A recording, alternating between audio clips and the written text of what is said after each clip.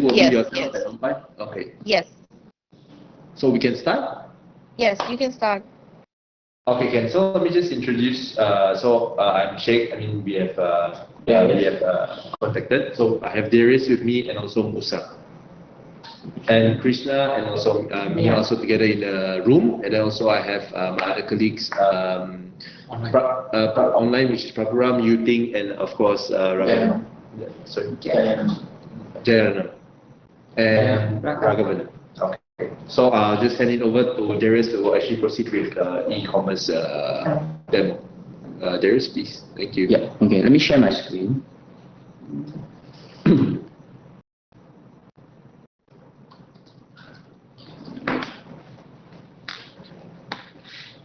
Okay. Can everyone see my screen?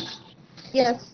Before we proceed, may I ask how many countries are currently using these modules? Currently, we are implementing in Abu Dhabi. Anybody else?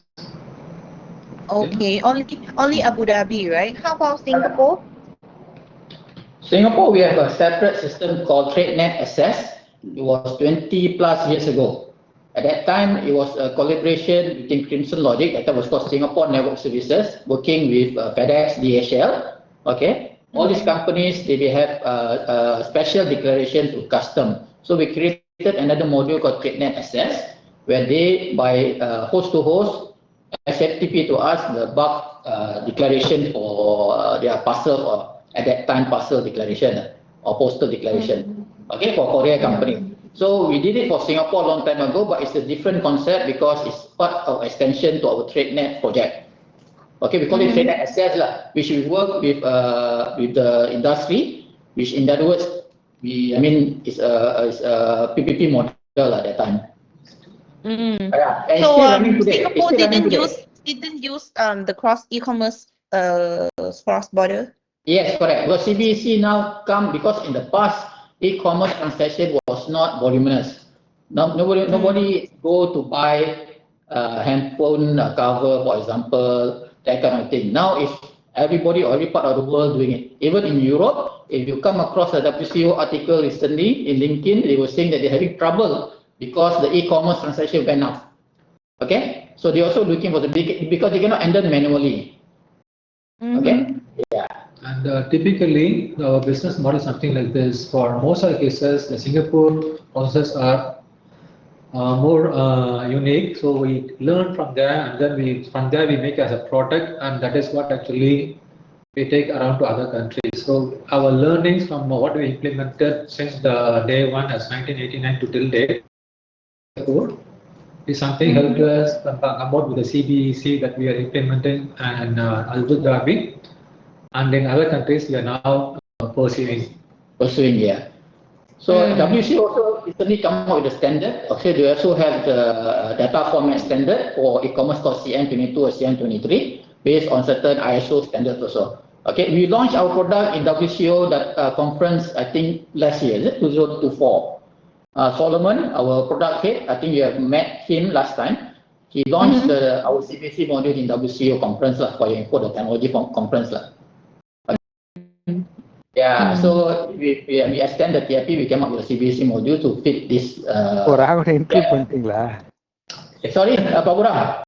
Sorry, man. Okay. Sorry for that, Muning. Yeah. Okay. So do we answer your question, Muning? Yeah. Okay, so can we let Darius continue? Okay, thank you. Yeah. All right. So just a brief introduction. I think most of you know e-commerce already. So cross-border e-commerce, what we are referring to over here is generally for the B2C and the C2C, the business to customer, consumer, and the consumer to consumer, mainly targeting on things like your online ordering, your sales communication, and any kind of applicable payment, right? So cross-border transactions or shipments, and any physical tangible goods and destined to the consumer or the buyer through commercial or non-commercial, right? So this is just the base overview, basically. So we're targeting the business to business cross-border commercial activities through the e-commerce So this generally is not the considered under the CBC shipments or big volume purchased by your intermediary from your business vendors. These are not covered, right?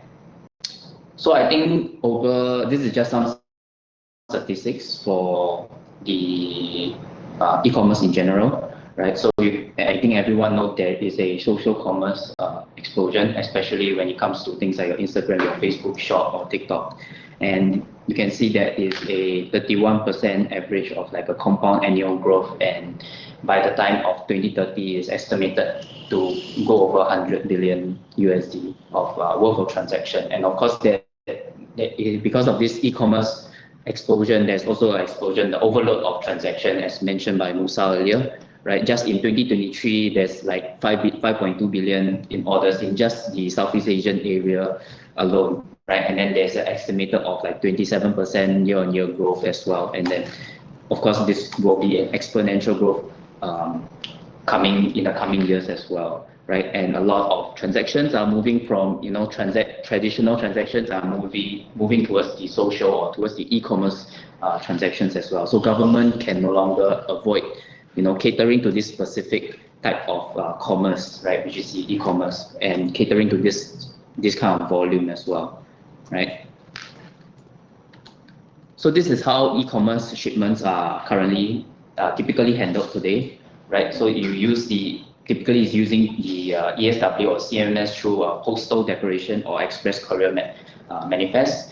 There are no dedicated e-commerce regimes within the single window at the moment for a lot of countries, right? There's also pressure to clear a lot of the goods faster due to the high volume, and it often compromises the risk assessment as well on the customs side, right? And then the customs processing can only happen after the goods arrival at the border.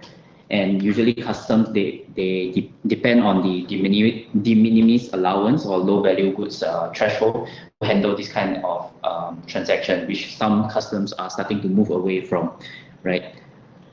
So your shipments are consolidated by the freight forwarder and then sent through the postal or parcel shipments, right? So what are some of the issues for this kind of approach, right? So on the customs side, you will face a lot of revenue leakage problems due to the lump sum declared due to consolidation of the goods, and then there is a misuse of the de minimis value, right, and fraudulent personal identification, right. There's a lot of limited data availability and the goods visibility and traceability and reconciliation for the goods itself, right, and clearance only after the good arrival of the goods can happen. So this slows down the clearance by a lot, right? And also inability to conduct any kind of comprehensive risk assessment due to the high volume of the parcels. So this raises a lot of security concerns in the customs level, right? For OGAs, the OGAs have no to minimal control over the e-commerce goods that are imported, right? There's also lack of a lot of information sharing, inability to conduct the risk assessment as well on the OGA level, right? And then finally, on your business community side, due to all this high volume, right, relying on the old regimes and things like that, there's a lot of slow clearance, right? Current submission via the single window does not facilitate this kind of bulk purchases, so you have to a lot of manual entry of huge volume of goods that needs to be declared, right? And inability to leverage on the data from the in-house systems to, reuse all these declaration or do bulk submissions and things like that. So data formats some of the data formats are also not aligned to the international standards, as Musa also previously briefly mentioned that there are some new WCO standards that we need to follow when it comes to the e-commerce declarations, right? There's like the CN22 standards, right? Sorry. So these are just some best practices around the world. So we take a basis from these countries. So things like from countries like Singapore, Canada, US, and Australia, right? So they use the duties and taxes model. So you have the GST or VAT for low value goods or e-commerce imports. So this is to level the playing field for all the businesses within the country itself, right? So threshold for defining the low value goods. So a lot of countries that, as previously mentioned, we are moving away from the duty-free de minimis to moving to GST because we want to level the playing field for local businesses as well. So imagine you have a local business and you are paying the tax, but someone that is selling using e-commerce to sell their goods, and their goods are low value and they don't need to pay any GST, and that is not very fair for the local businesses. So this creates a level playing field for all the businesses within your countries as well, right? So revenue collection model, so vendor collection of GST model, the merchant platforms or redeliverers, right? So collection point or Yes, you think you have some question? right. Yeah, I would like you to share about the practice that these countries are doing in terms of how do they charge a tax for an e-commerce? Like, are they having a special HS code, or they use the same HS code as others good? Like for Singapore example, we have a GST. So GST currently now is 9%. So last time, if for example we follow the de minimis policy in the past, if I buy from Lazada or Amazon, I will not get GST because my amount will be small, like $20, $30. But Singapore have changed the policy. Whatever amount you do e-commerce transaction will attract GST. Okay, but for duty computation, it will depend on the minimum value. If, for example, the value in Singapore is $400, okay, then above $400, then will attract duty computation. But less than $400 will follow GST. So GST will apply to all transactions. Okay, so that's why what the other say just now is a level playing field. Last time, I ordered anything for e-commerce platform, for example, milk powder or drinks or anything, I will not get any GST. So people in the normal shop, in the mall or in the town center and everything, they will complain. People now order in e-commerce platform, no GST. But for buying for me, I have to basically get to price it with GST. So to level playing field, okay, everybody e-commerce also will attract GST. Okay, but the de minimis still apply for personal cargo, like I go overseas, I'm a tourist or overseas, I buy goods, certain amount of money will not attract duty or GST or duty for that one. So if for example certain amount more than that, then I have to apply duty, for example luxury bag, for example I bring back, if I declare. If I don't declare, I don't get caught, then no payment obviously. Okay, that's for Singapore context. For US, I'm not sure whether I think should follow the same policy. Whether they will just introduce tax on the transaction. The reason I ask is because in Laos we also don't have a regulation for the cross-border e-commerce yet. So that's why I want to learn from you that you has been working with many countries on how they handle the cross-border e-commerce. So that's a good one, because we are working with Philippines also. So for Philippines, what the Philippine Bureau of Customs have done, they also have come out the e-commerce transaction policy or SOP. Okay, they write, you want to be a policy act or maybe I don't know it's SOP. They share me the document. They have come up with the e-commerce transaction act. So what they do, they will announce it, they will publish it in a custom website, and basically they put a date that will be implemented. Yeah, so you are right. Laos Custom Department need to come out with e-commerce policy or SOP. Yeah, how to do the filing or what how the policy. That one we can. So far, from your experience, do you think what is the ideal concept or ideal policy that we must look up to? But does Laos have a VAT or GST? Yes, we have VAT and we also have duty. Okay, yeah, correct. Duty, I think it's custom duty or the certain business code that attract duty. Okay, so for VAT should apply to all the e-commerce transaction. Whether it's a small amount, whether it's $1 or $2, yeah. But the pain point right now is that the custom or the government, they cannot collect any duty from e-commerce product, a cross-border e-commerce, what they do is that they do a bulk duty. Oh, instead of tax, they basically charge duty to the excise code that they declare. Yeah, they will do a bulk, which is not fair, for the government. I think that is because they haven't implemented like the That's why, CBC system yet. like what Musa now said, it should be split into two parts. One is tax, and one is duty. So once you introduce the VAT across the board, then it will be like seen as a fair way the government is handling, and still the duty will apply based on the total value of the consignment. It's like you buy an item, there's a GST, and since you bring it across the border, there's a duty. But if it is within the country, duty will not apply. Yes, if it's within the country, it's gonna be just VAT. But the special things here in Laos is that we can buy directly from overseas e-commerce like Shopee, Lazada, and also Alibaba, and then they will have a private freight forwarder or maybe like a warehouse in the border.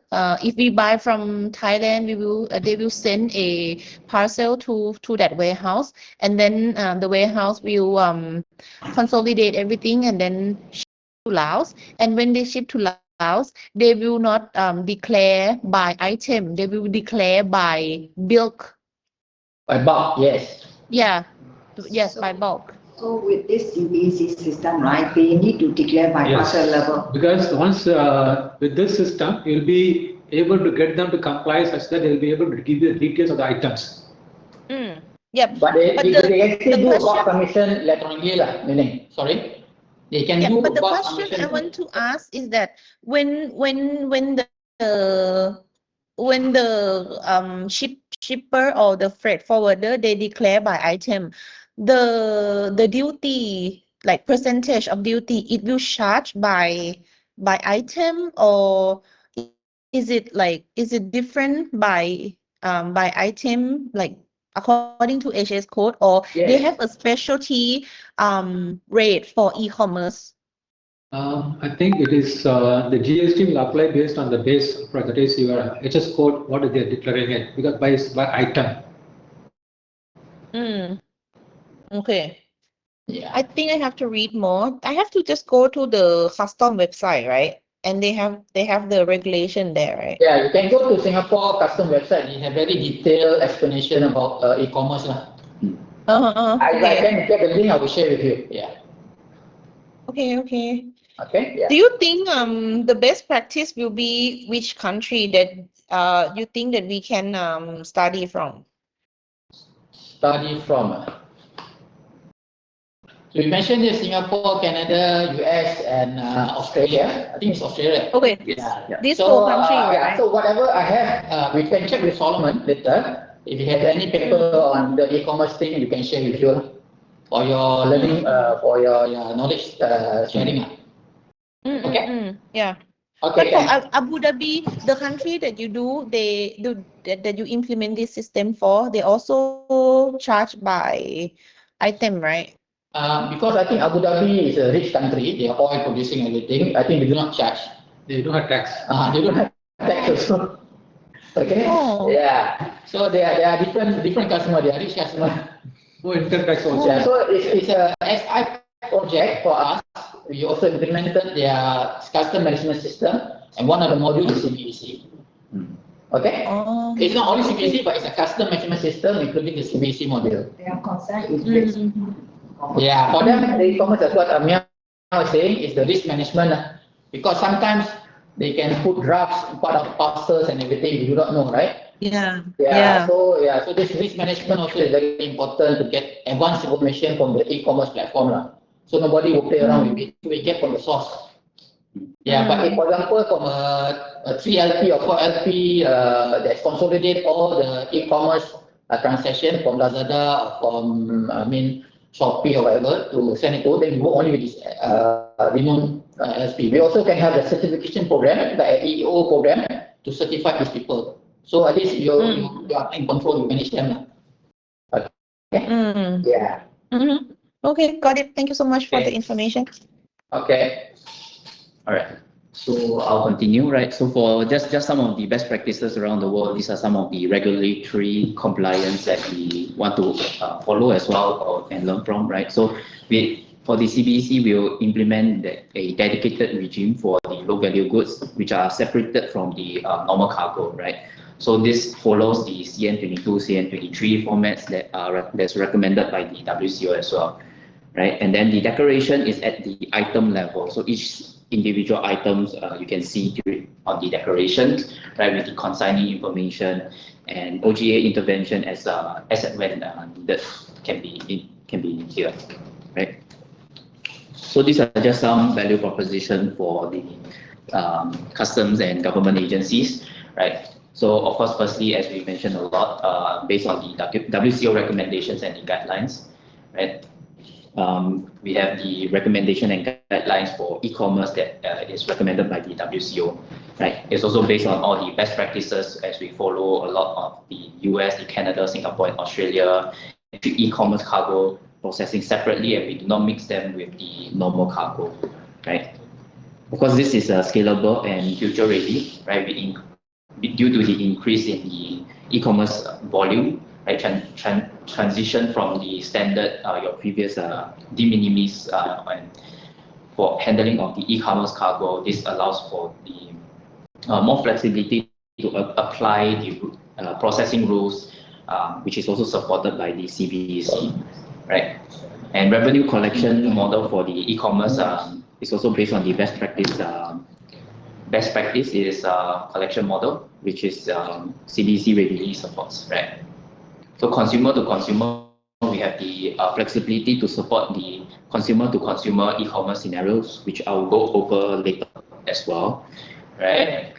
So commerce and normal cargo segregation, as we mentioned a lot previously, right? The transaction due to the difference in the transaction volumes. So e-commerce, you want to handle the volume in millions compared to your normal declaration, right? If these are mixed, there's a risk of normal cargo processing will also be affected, right? Due to the huge volume of your e-commerce, right? Customs derive most of the revenue from normal cargo, hence this should not jeopardize the normal high volumes due to the high volumes of e-commerce, right?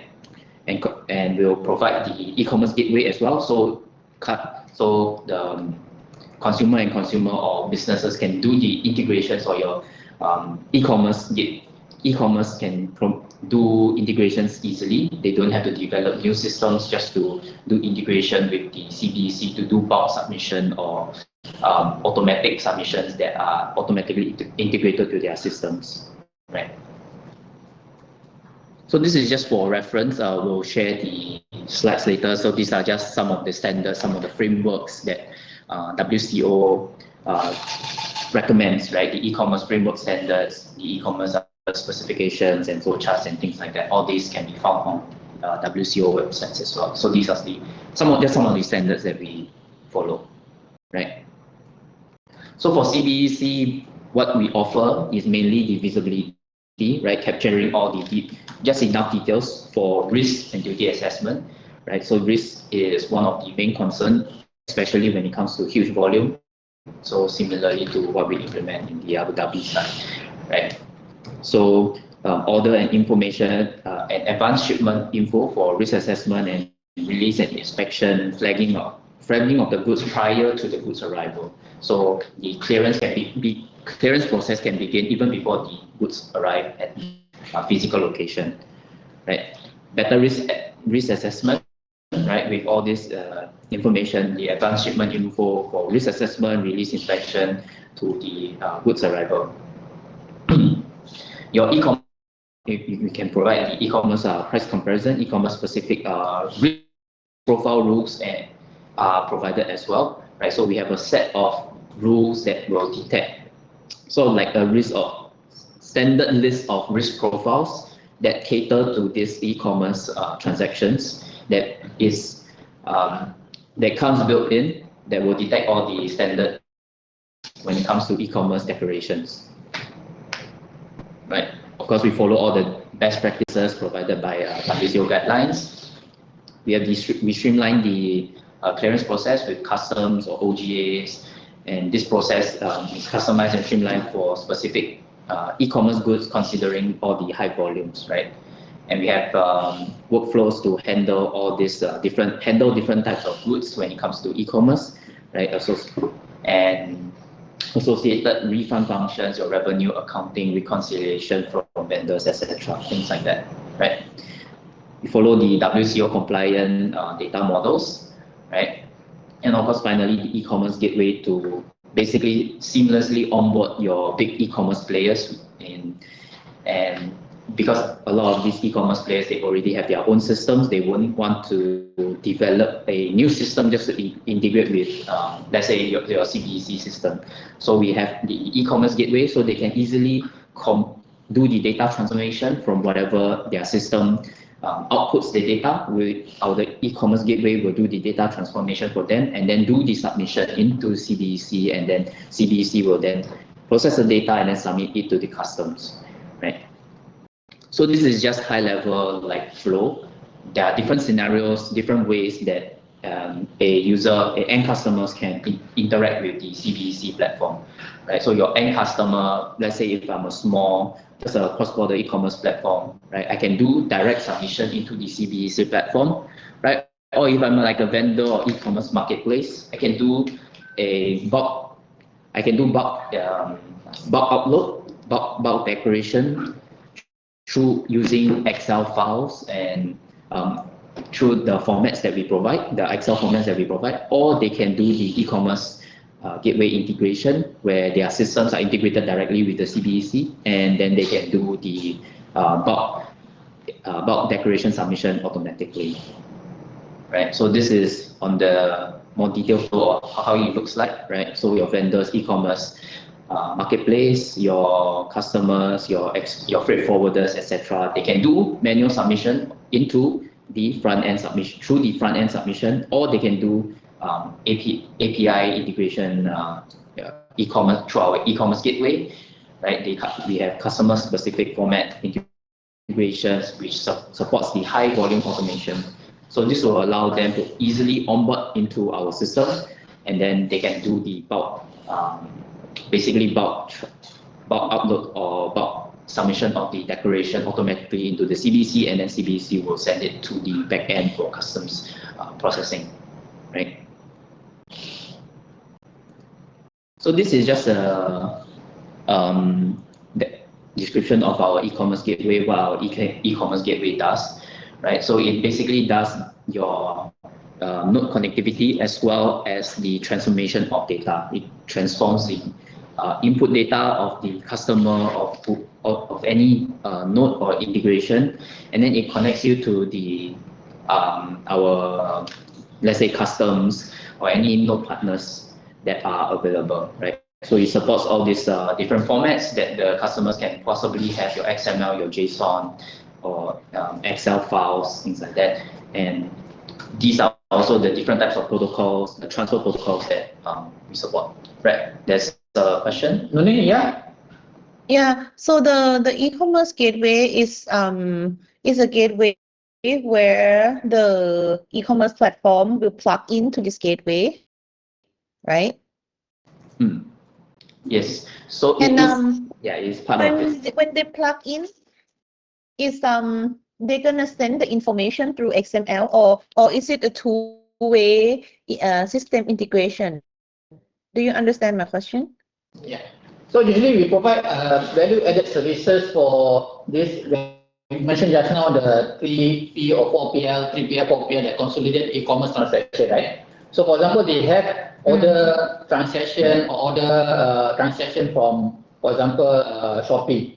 So this gateway also provide a transformation, because you need to send it to Laos Custom Department in Laos Custom Declaration for e-commerce that follow a CN22 or CN23 specs. So we do the transformation for them. For example, for Laos Custom, they don't want to face so many integration points with all these e-commerce platform providers. There's Shopee, there's Lazada, there's Amazon. So this gateway basically will be the front or be the integration point for all these e-commerce providers. or e-commerce or any 3P or 4LP logistic provider. Okay, so they can send to us in their format. We do a transformation to Laos custom department format is follow the CBC format, and if there's a response from customer, whether it's approved, reject, you will send it back to them. So it's two ways. That's what you were asking just now. Okay. So does mean they also have to do some customization So from their end also, right? And then you also need to notice sometimes Amazon also collect the GST on behalf of, for example, Singapore Custom. Okay, so at the end of the day also there will be some reconciliation that they need to send to Singapore Custom with the X amount of money that I collected on behalf of the GST. There's another scenario also. Okay, there's another interface point for that also. Okay, it's either to upload or to message exchange to our e-commerce gateway.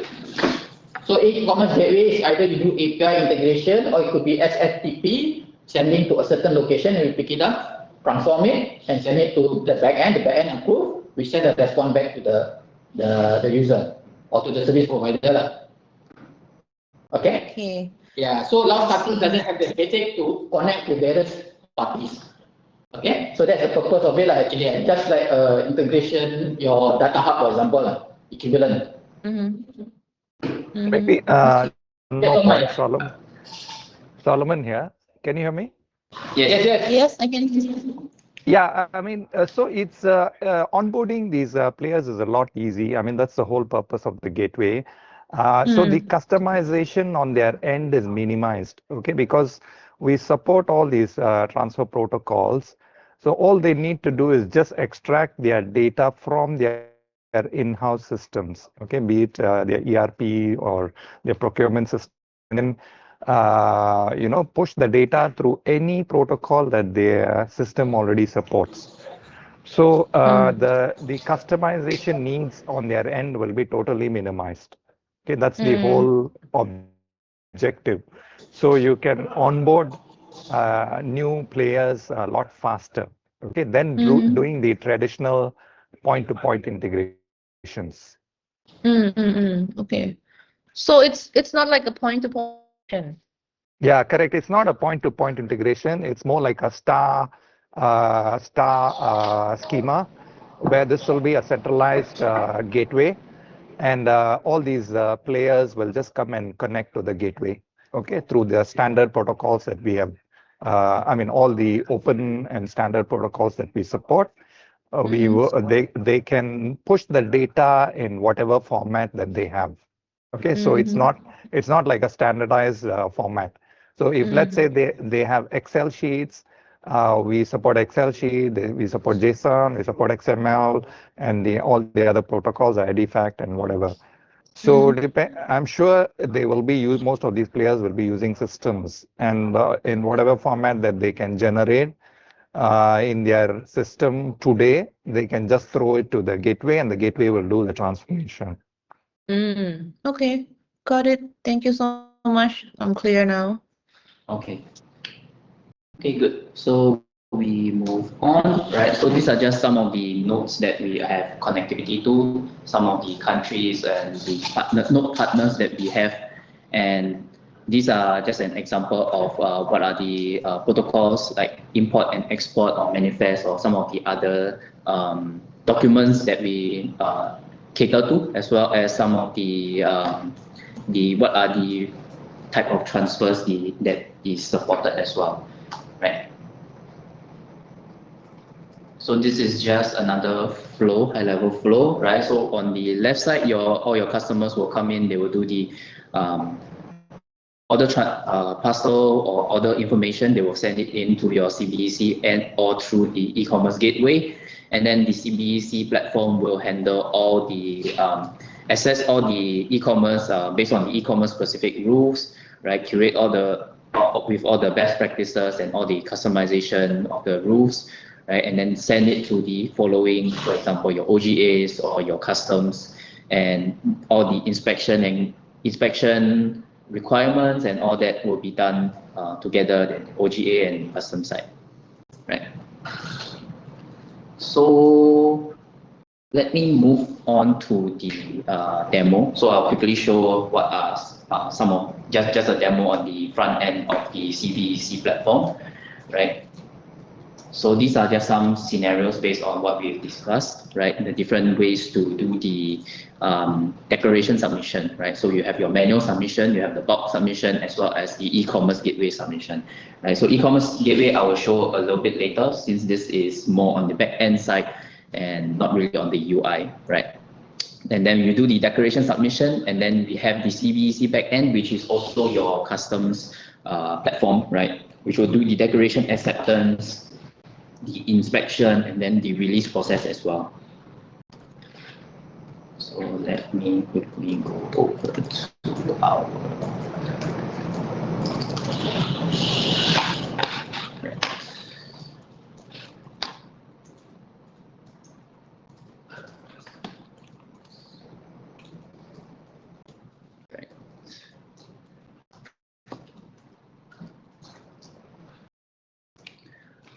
So this is just our CBC platform, the dashboard, the main dashboard. When you load in, you can see there are some pretty standard dashboard items over here, graphs and charts. All these can be tweaked and be configured to whichever data that you want to show.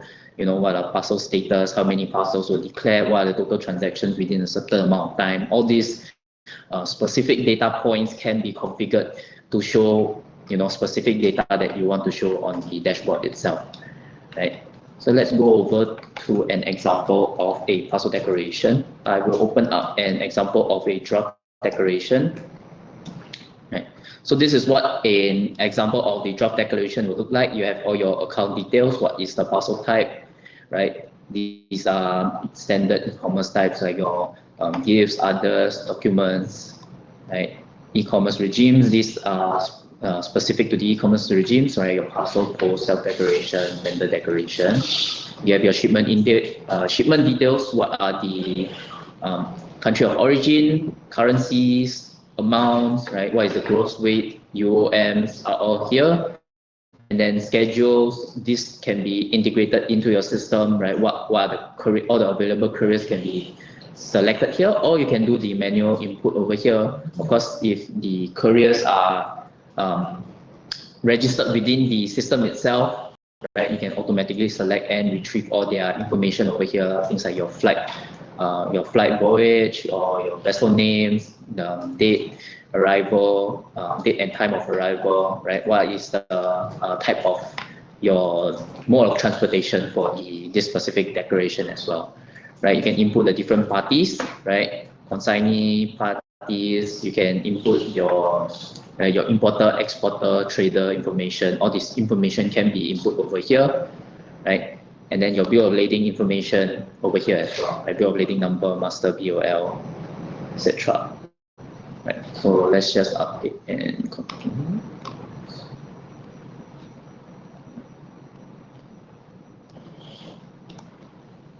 Right. So over here you can add any specific documents that are required, right? If there are any, and then commodities. Over here, this is where you define your items on the item level, right? You add the HS codes. This is where you can add the HS codes, all the specific information, your billing, bill of lading that is tied to what's the value, all the UOMs are added over here. So the person who do the declaration must know the HS code. If they don't know the HS code, how the system is going to be? Actually, we have another component called HS code finder or recommender. And but actually that comes with the AI capability. So with the disk, the system can advise them few components. But once again, you know, it comes with additional component. Actually, there'll be additional component cost coming in, and that is based on transaction volume. Okay. Yeah, but that is a better way, because for certain people who don't know the HS code, particularly in the context of e-commerce, that is more valuable. Yeah. Okay. So this is just an example of the single submission, right? So I will show a bulk transaction, right? So bulk, you can upload the Excel file. Of course, we can download the Excel template. So let me just open up an example of the Excel template over here, right? So over here, you can see basically the information that you provide here are basically similar to what you've seen on the individual manual creation, right? So, but over here, you can enter multiple rows and in the Excel file, right? So you have your parcel number, parcel type, your e-commerce regime, what is the description of your item, yeah. So the total amount of value, right? What is the flight voyage, flight numbers, right? What is the vessel name, port of origin, port of arrival, things like that, time. You have your party details that is tied to the parcel number, right? Bill of lading information over here, and then of course finally your items information that is tied to this parcel number, right? What are the HS codes over here, bill of lading number or value, net weight, or the UOMs, all that information are captured over here, and you can upload it into the system. This example.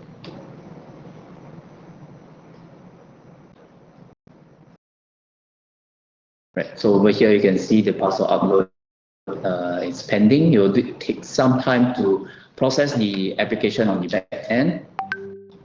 So this should not take too long. So the declaration, so we just want to take note of the flight voyage number. So for example, SQ210. So let's see over here at the clearance inspection facilitation. We have it, right?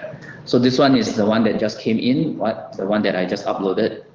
So SQ210, right? And these are all the based on all the uploads, right?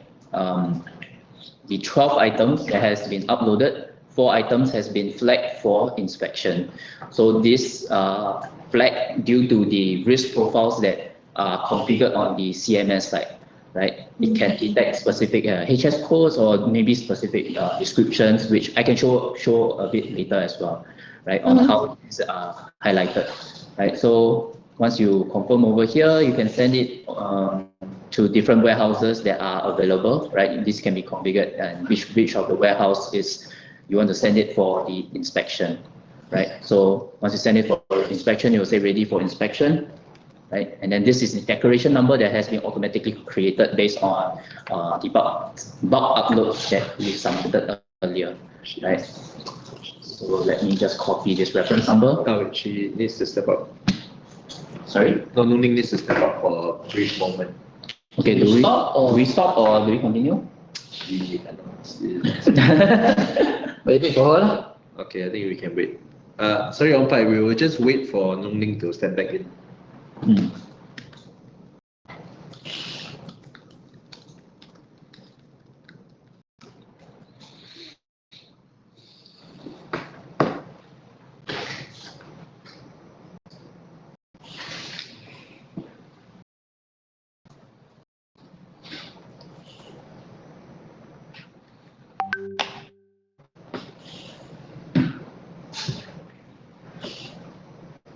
You did.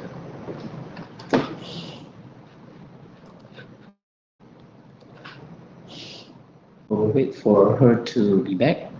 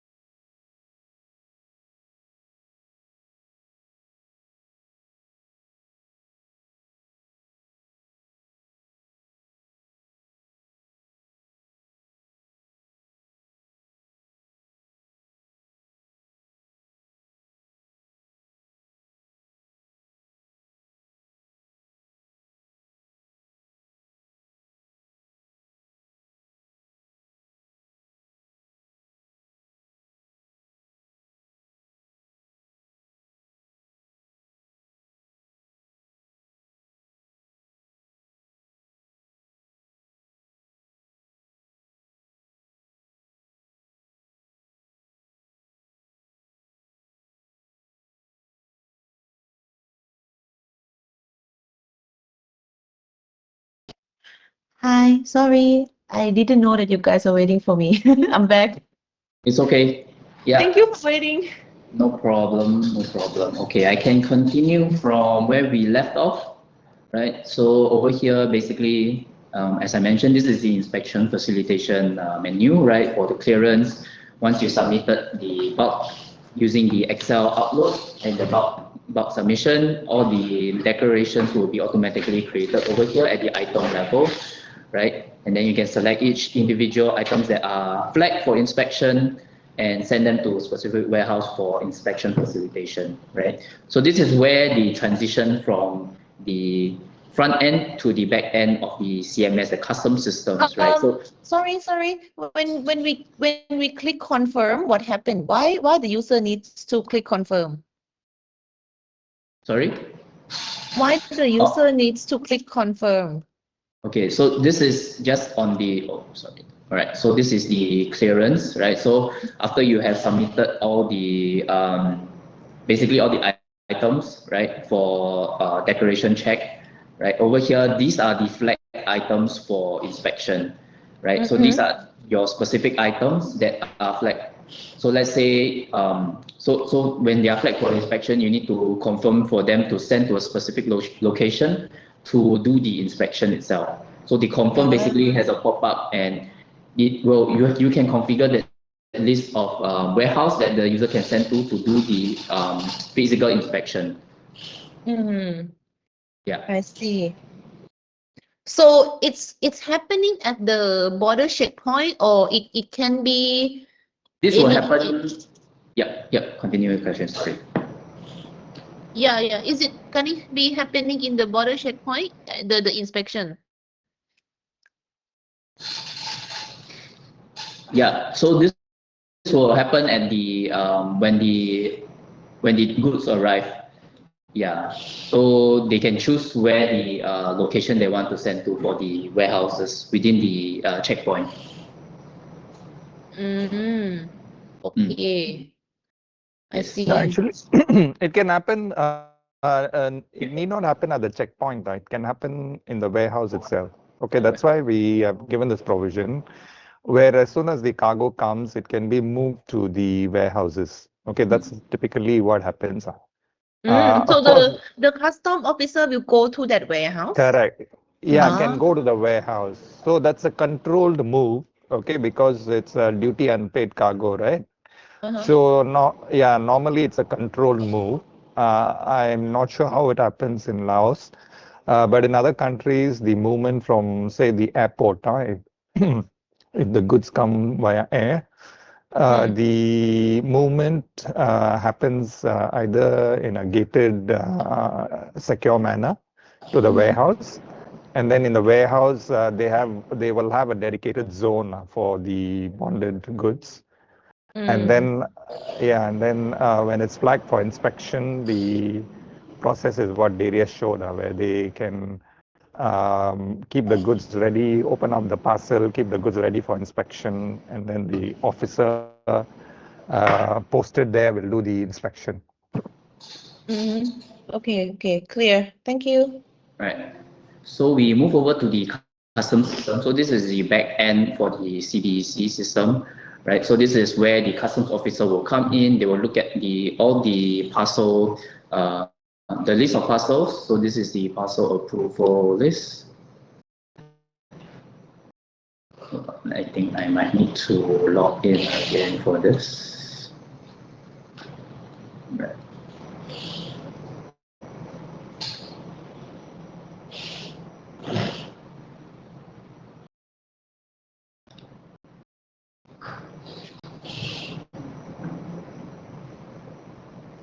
Right, so I copied the example, right? So this is the example of the declaration that we just submitted, flight SQ210, right? So we have different levels of basically the inspection level, right? So inspection level, generally we go from non-intrusive to the most intrusive, right? So over here you can see the status that is pending for this this specific item, right? So inspection, so pending the scan. So scan, let's search.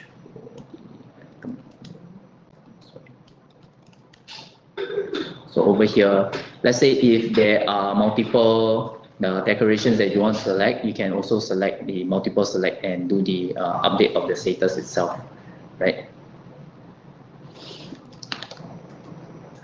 Of course, on the scanning level, you can choose after performing the scan whether you want to go to the next level, where is the physical examination, right?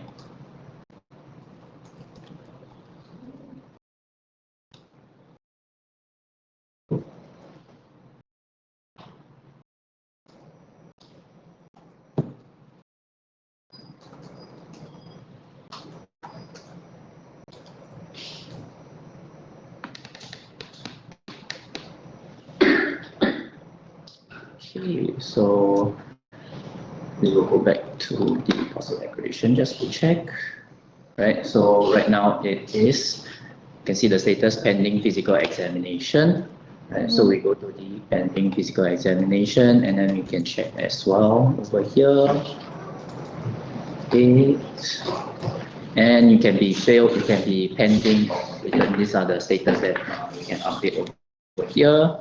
Say it's completed, then we update.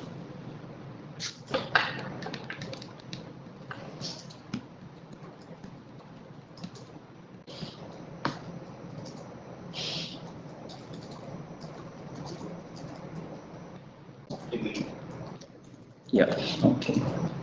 So generally after the physical examination, we'll have the, once everything is cleared, we will be sent to the release. So once the cargo is ready for release, similarly for the release module, you can come here and do the updates and say it's in progress, pending, or completed for cargo release.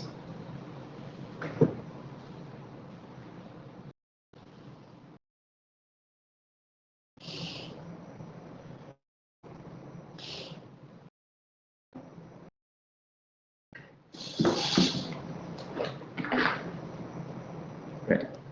So that generally shows the full flow for the standard manual submission and the bulk submission, right? So after the inspection, you have the release. So I just want to. Can you go back to the tab, the CMS? Yeah, e-commerce program and bracket AEO. So it's actually the same. Yes, it's actually, we just classify under the AEO program. Yeah, we just call it e-commerce program over here. Yeah.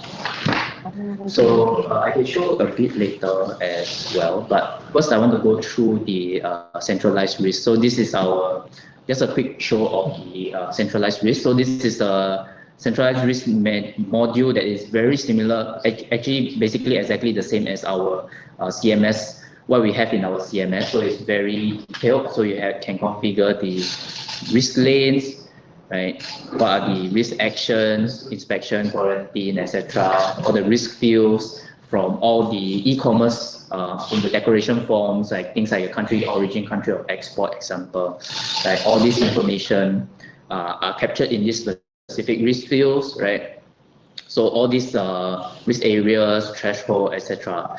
So we also have a set of rules that is specifically configured for e-commerce parties and e-commerce in e-commerce context as well, right? So the rules can be very specific, very simple, like single matching of, for example, party that are blacklisted, right? What are the reference number or specific parties that you want to blacklist, or even specific HS codes that you need to take note of that will put these specific decorations that are submitted through e-commerce into a specific risk lane, right? That is how on the inspection facilitation level, this is how all the basically each of the decorations are picked out for inspection facilitation.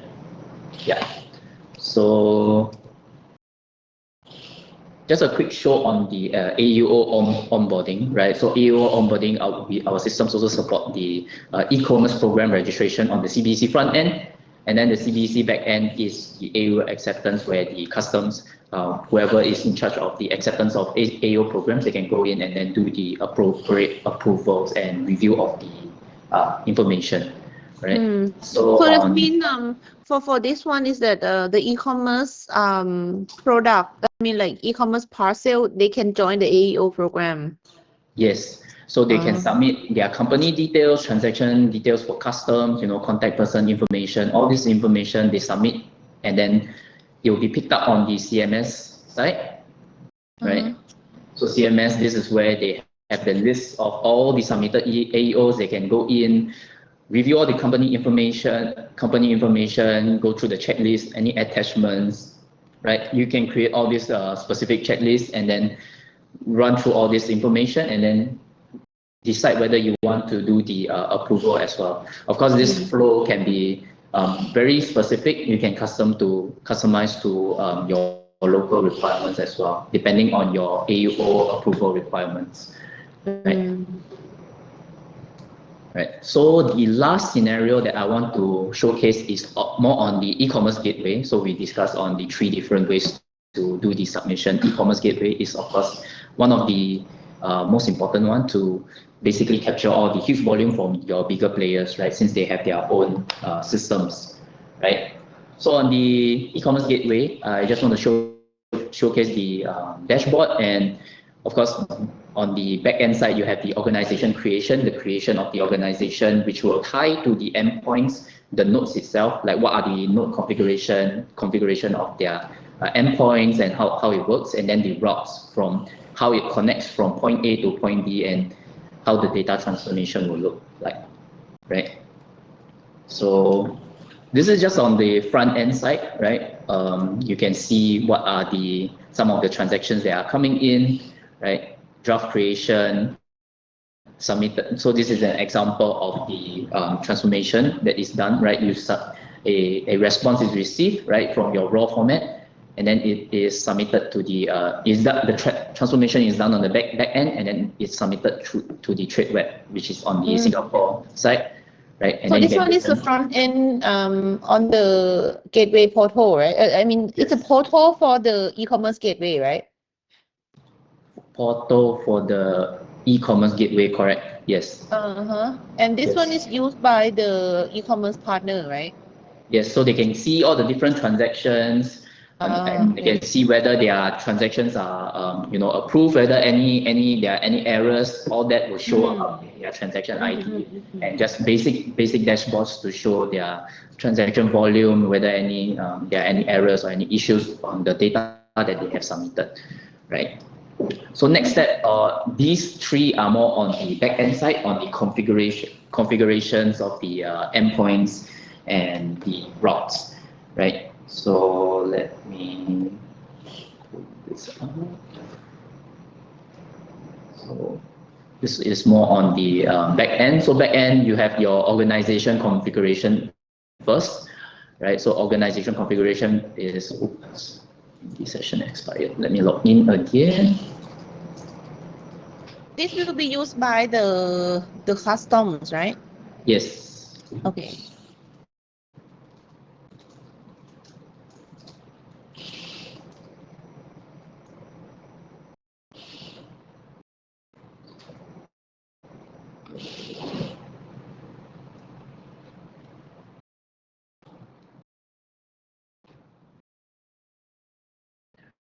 Right, so of course we have the organization onboarding. This is where you configure your organization information.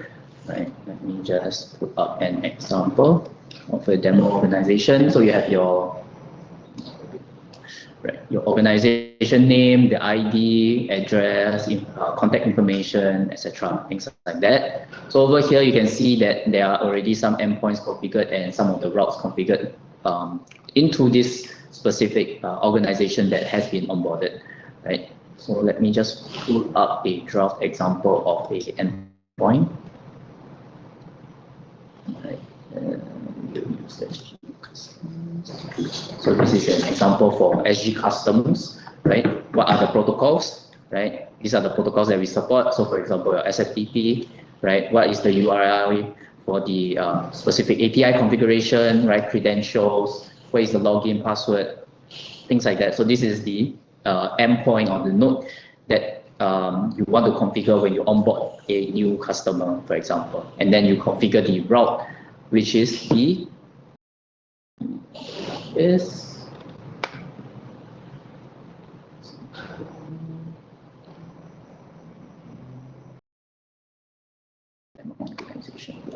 so you have your source endpoint name, and then you have your target endpoints as well, right? So you can select all the target endpoints, and then when you do the data input, right? For output from your system, from the source, and then you'll do the transformation at the back end, and then transform it into whichever target that you have selected. So for example, you want to put it in Laos customs format, right? So the transformation will happen on the back end, and of course all the endpoints should have already been configured, and then the back end engine will perform the transformation from there, and then your customers will see all the information. The e-commerce platforms will see all the information, the transactions when it comes in, and how the data has been transformed from the input to the output. They'll be able to see it over here on the front end level. Yeah. So I think that is all for my demo side. At this stage, any questions? So open. Yeah. I quite like the gateway, e-commerce gateway, but I still confused a bit because I confused on the endpoint. Like how does the e-commerce know what is the endpoint that they need to configure? How will they know the endpoint that they need to configure? Actually, it's not meant for the business user. Yeah. Only the dashboard is meant for the business user. The endpoints need some system level activities before you can see that in the front end, like what just now Gary has shown you.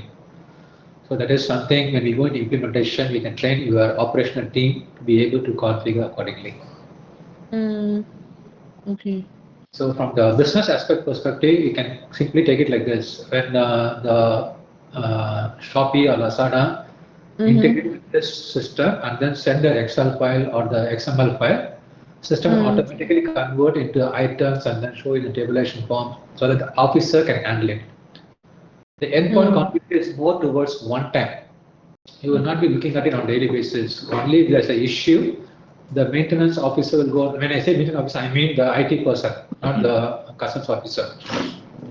So anything to do with the endpoint is more for the IT people, not for the customs officers.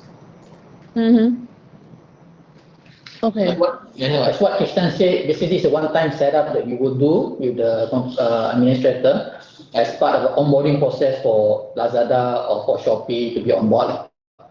So it's part of the onboarding process, yeah. So for today's demo, you can imagine you see only dashboard, you didn't see anything beyond that now. How about in Laos case is like this. To get those international e-commerce platform to do this with us, I'm not sure whether it's possible or not, but mostly the cross-border e-commerce in Laos happen with a freight forwarder who help handle those cross-border parcel. So is it possible if we can is it possible if we integrate with those freight forwarder service provider instead of the e-commerce platform? Yeah, it is possible, but as a model, not a recommended one, because the moment you are going to integrate as a customs engine, if you're going to integrate with many people, if there's any operational issues, you'll be exposed to operational issues will be more.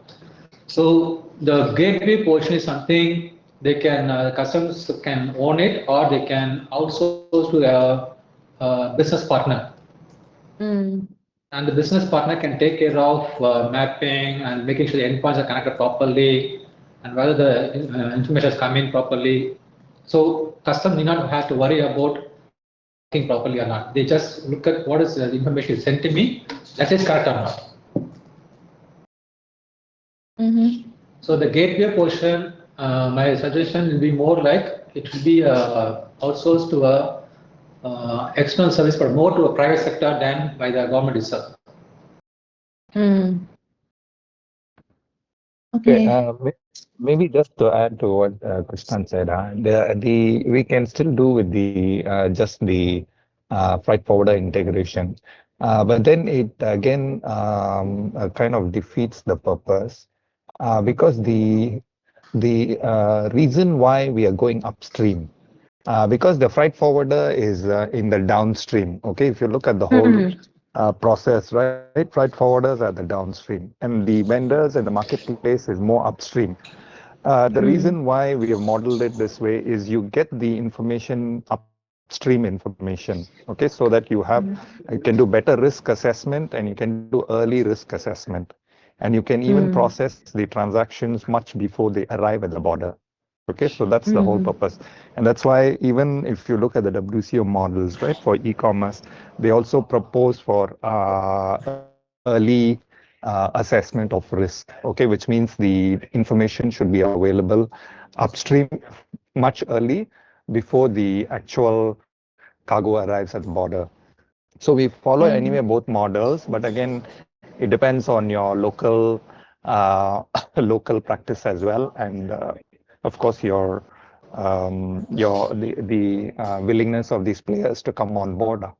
We can do it progressively, go as is first. That means the freight forwarders come on board, and then slowly, if you're able to convince, that's why actually we also have the e-commerce, the AEO program for the vendors.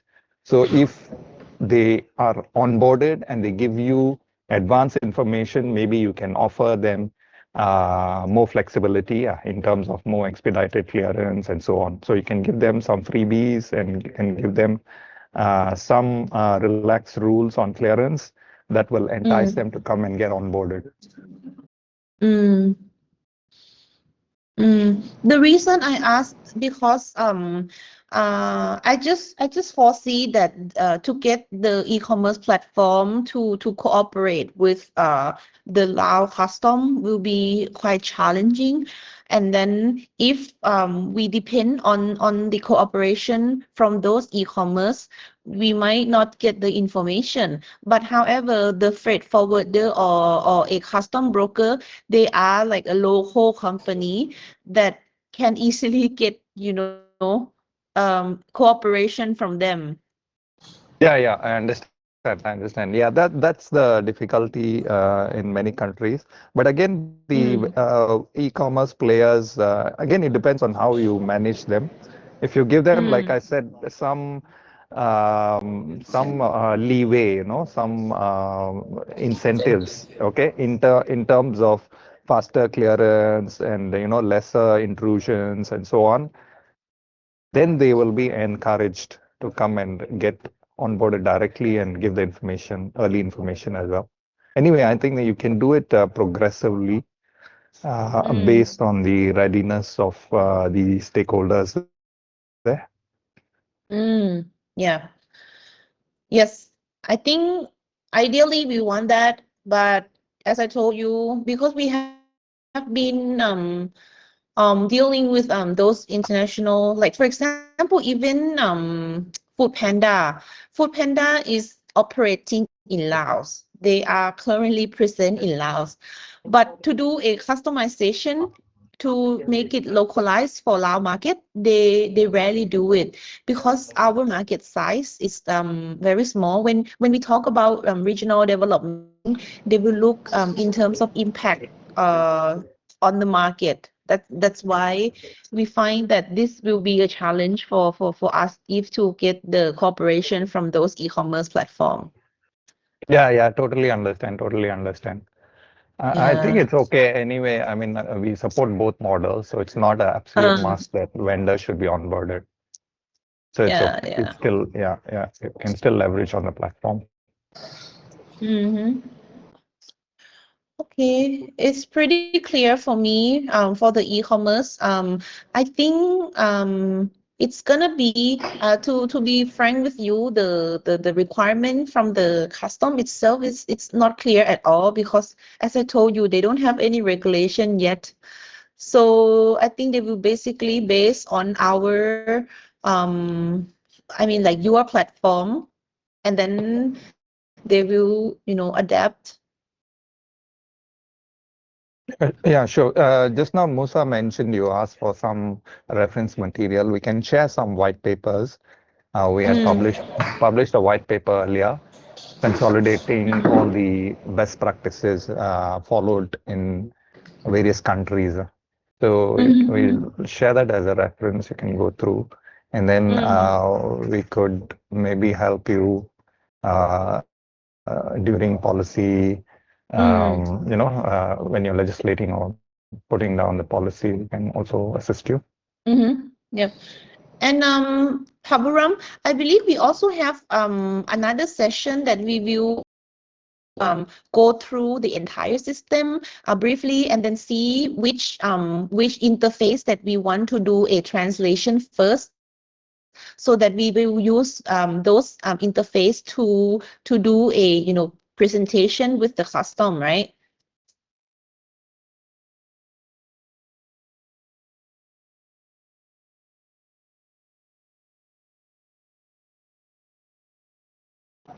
Raghuram? Yeah, man. Okay, we will try to get Paburam. And do you know any the volume of the e-commerce transaction in Laos currently or by year? I don't have a data, and I believe custom also Yeah, customer don't have. customers don't Yeah. have that. Yeah. Oh. And I don't think custom will have those data also. As I told you right now, they don't have a special like product categorized or like special HS code for e-commerce product. They only declare as a like a parcel.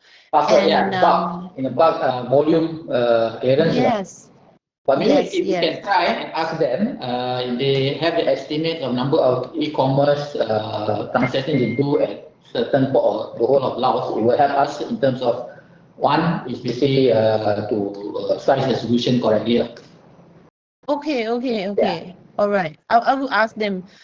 If they have good. If not, then we just have to do some estimation.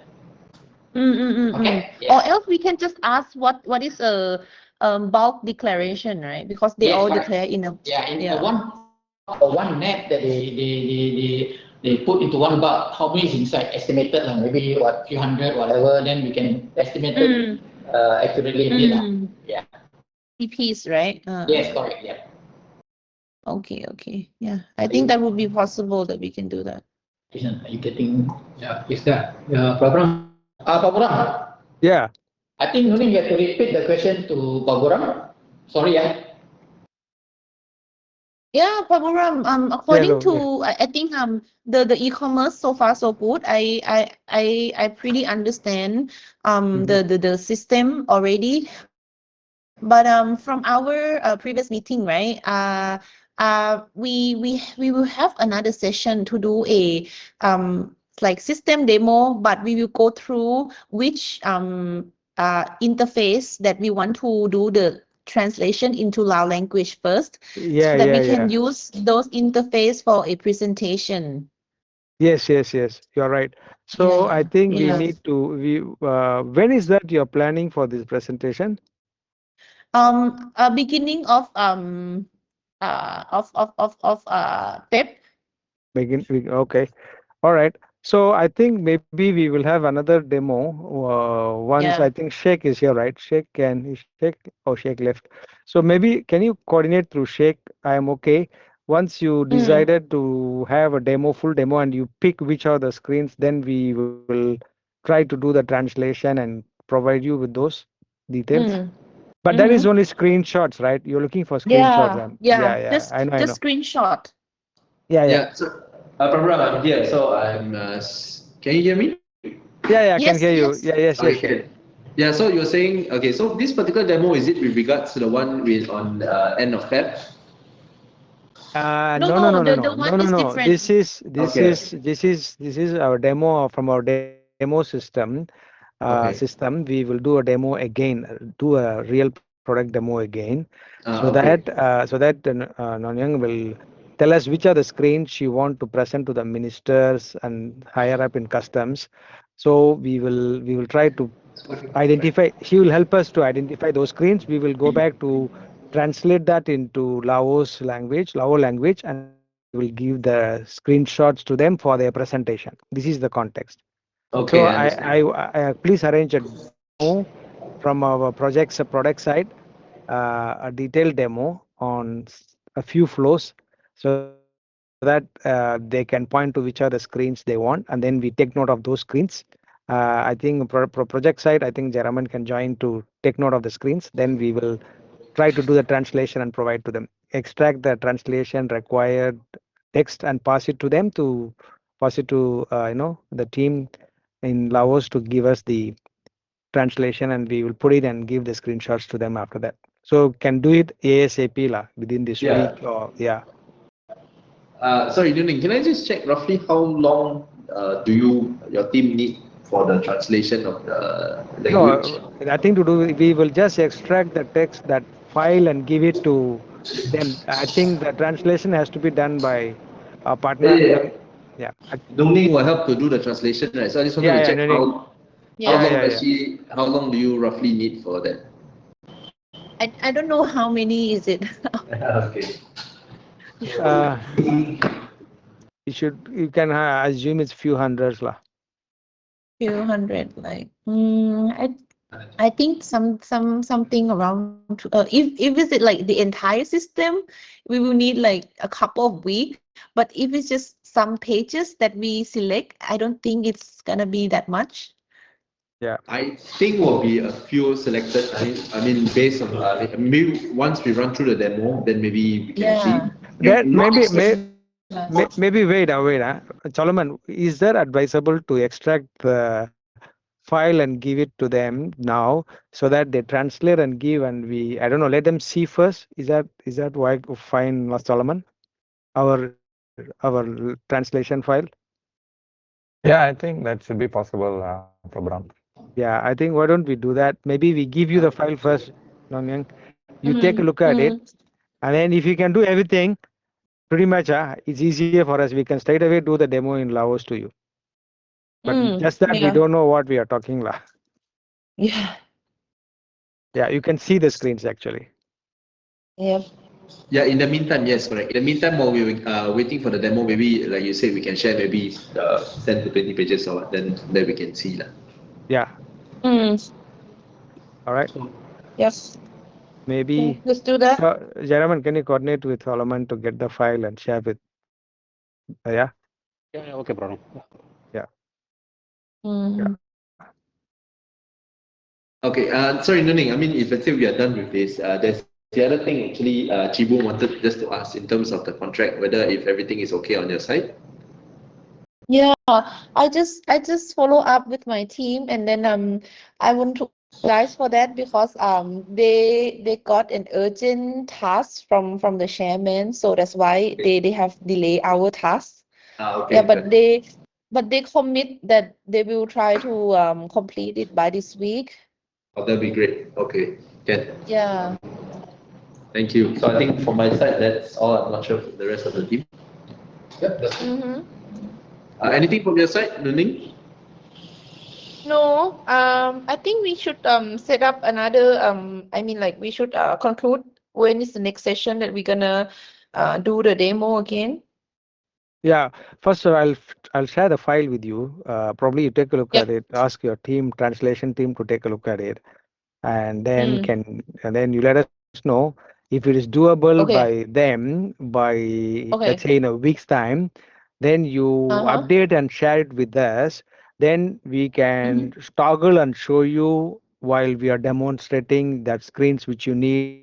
Is it in intact lah. So I think that's the fastest way, I think. So instead of Okay. demo, then you choose, rather you go look at the file, ask your team to start the translation first, and then give it to Yep. us. That's the fastest, I believe.